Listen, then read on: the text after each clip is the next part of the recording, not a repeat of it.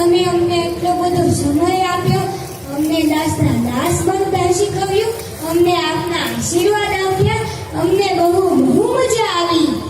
સ્વામી બાબા, આપનો ખૂબ ખૂબ આભાર. આપે અમને ખૂબ ખૂબ લાભ આપ્યો. હવે આપના નીચ નિવાસસ્થાનમાં પધારો. બોલો સત્યનારાયણ ભગવાનની જય. અરે તો ચોકલેટ આવી. સાંઈ બાપા, આ ચોકલેટ તમે પ્રસાદની કરી આપો ને.